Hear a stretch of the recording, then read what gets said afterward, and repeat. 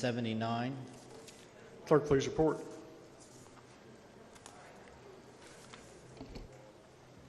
Citation 79, Representative Koenig.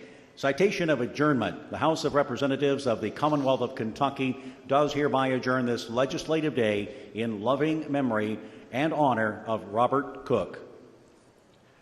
Gentleman from Kenton. Thank you, Mr. Speaker. This citation honors the father of the gentleman from Bourbon who lost his 23-plus year battle with cancer while we were gone. I had the honor of going to the visitation and meeting the gentleman from Bourbon's 9 siblings and his mother, who stopped a very long line to tell me how much she watches us.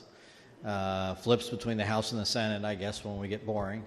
But I enjoyed that very much, and when I left, the line was quite long, which did a wonderful job of indicating Mr. Koch's impact upon his community. And just for some details, married to Teresa for 50 years, 10 children, 33 grandchildren, 2 foster grandchildren, Marine Corps veteran, Vietnam veteran, retired manager of Claiborne Farm, faithful member of the Church of the Annunciation, where he led the rosary before Saturday evening Mass for nearly 40 years, a Grand Knight of the Knights of Columbus, past president of the Parish Council, member and former president of Kentucky Thoroughbred Farm Managers Club, past member of the Bourbon County School Board, Bourbon Community Hospital Board.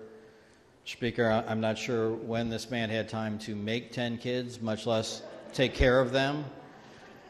But he certainly didn't let any grass grow under his feet. For those of us who enjoy horse racing, talk to the gentleman from Bourbon. He's got some great stories about his father.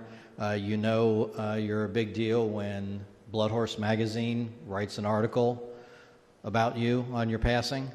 And possibly the coolest thing I learned in that article was that the gentleman from Bourbon's father is a fellow Miami University graduate, which I did not know, which shows that he's clearly a man of high intelligence and character.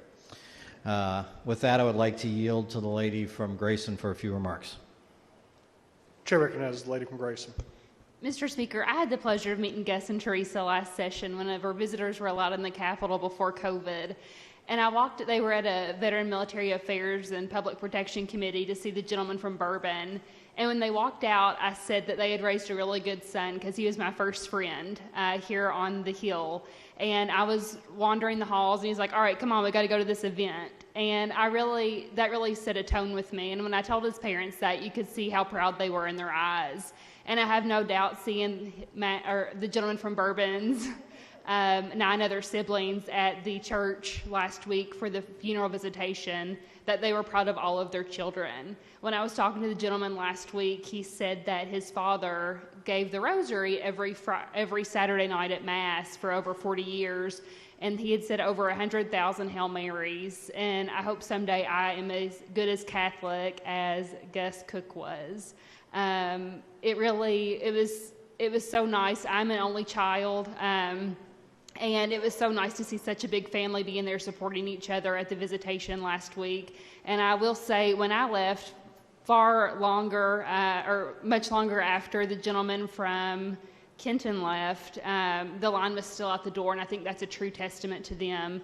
I know that Teresa is probably watching, so hello, Mrs. Cook.